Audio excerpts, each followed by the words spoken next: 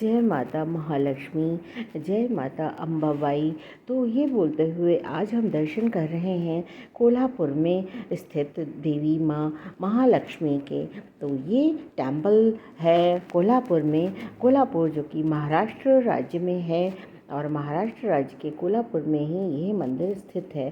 कहा जाता है कि देवी के शक्ति पीठों में से ये भी एक है और स्कंद पुराण के अनुसार देवी की 33 आँखें यहाँ पर गिरी थीं। तो ऐसा माना जाता है हमारे पुराणों के आधार पर कि ये भी एक शक्ति पीठ ही है। तो यहाँ पर लोग बहुत ज़्यादा तादाद में आते हैं दर्शन करने के लिए। और अगर आप छुट्टी के दिन या देवी के किसी ख़ास दिन आप यहाँ पर आते हैं तो आपको यहाँ पर काफ़ी भीड़ भाड़ का सामना करना पड़ेगा। खैर ये बहुत बड़ा परिसर है और बहुत बड़े एरिया में ये मंदिर है और बहुत ही खूबसूरत एक देवी की मूर्ति है जो कि 3 फीट ऊंची है। और ख़ास बात यह है कि देवी को साड़ी से अलंकृत किया गया है और काफ़ी कुछ तिरुपति बालाजी के आधार पर ही इस मूर्ति की संरचना है।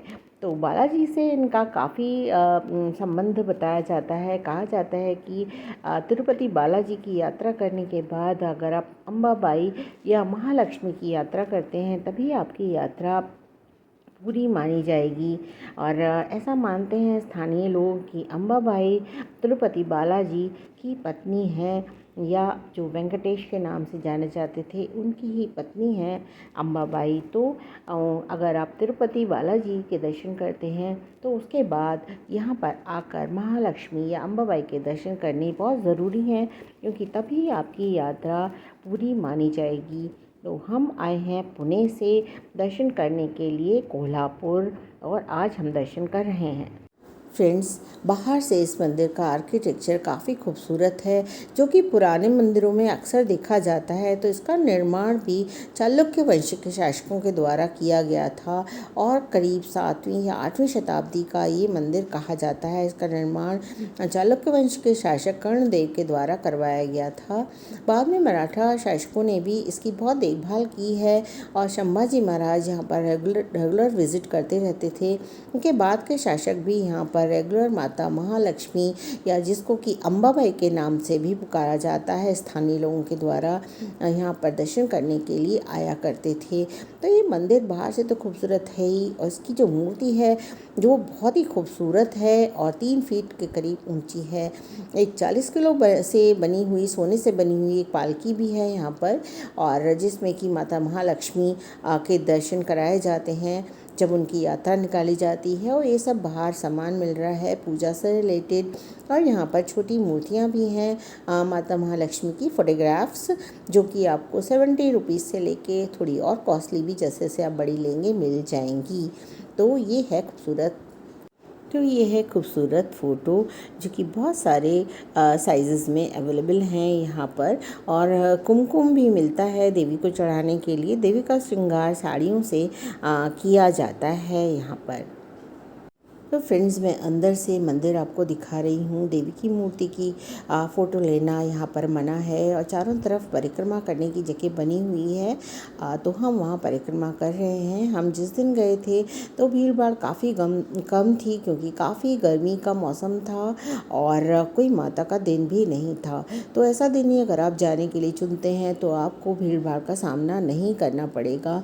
मैं अंदर से यहाँ का दृश्य दिखा रही हूँ। लोग किस तरह से महालक्ष्मी के दर्शन करने के बाद महासरस्वती के दर्शन भी करते हैं और उसके बाद बाहर आ जाते हैं।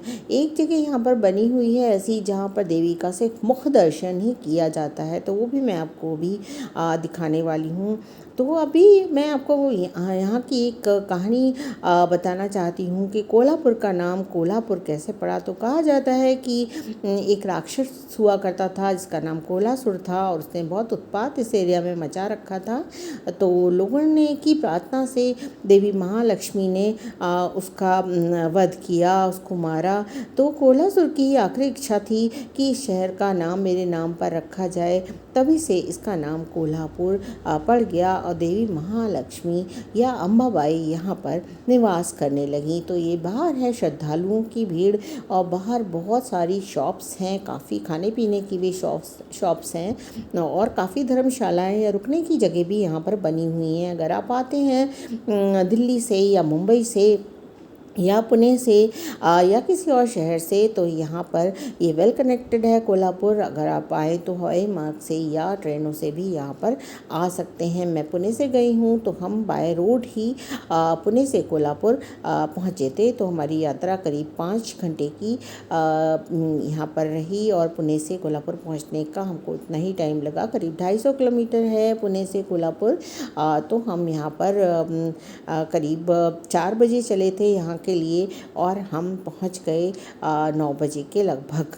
तो उसके बाद हमने यहाँ पर अम्बाबाई के दर्शन करे और जो कि हमें बहुत ही आराम से हुए। हमें बहुत ही आनंद आया अम्बाबाई के दर्शन करने के बाद और इस खूबसूरत और प्रसिद्ध टेम्पल को देखने के बाद।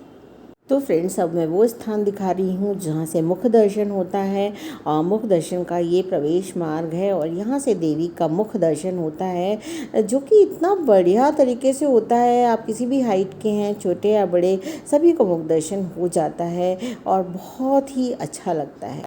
तो फ्रेंड्स, माता को चढ़ाने के सामान के साथ साथ यहाँ पर कोल्हापुर की मशहूर चीज़ें भी मिल रही थी, जिसमें कि है प्रसिद्ध कोल्हापुरी चप्पल। तो ये चप्पल 500 रुपये से स्टार्ट हो रही थी। तो ये चप्पल भी गर्मियों के लिए काफ़ी अच्छी होती हैं। तो लोग इनको भी काफ़ी यहाँ से परचेज़ करते हैं। हालांकि मंदिर में तो चप्पल उतार के ही जाना है, पर मंदिर के बाहर ही ये शॉप्स लगी हुई हैं और काफ़ी सारी ये शॉप्स हैं। तो यहाँ से आप बार्गेन करके चप्पल भी लेकर जा सकते हैं। तो फ्रेंड्स, अम्बाबाई या देवी महालक्ष्मी के इस खूबसूरत मंदिर के दर्शन करने के बाद हमको बहुत ही आनंद की और शांति की अनुभूति हो रही है। इस मंदिर में दर्शन करने के बाद हमने चारों तरफ परिक्रमा की और थोड़ी देर हम वहाँ पर बैठे ही। तो ऐसे ही खूबसूरत वीडियोस देखने के लिए आप हमारे चैनल को सब्सक्राइब करिए और किसी भी वीडियो को पूरा देखिए, तभी आपको पूरी जानकारी मिलेगी कि मैं उसमें क्या बता रही हूँ। तो ये अम्बाबाई का मंदिर जो कि आज मैंने दिखाया है, शक्तिपीठों में से एक है। तो आज बस इतना ही। Thank you for watching.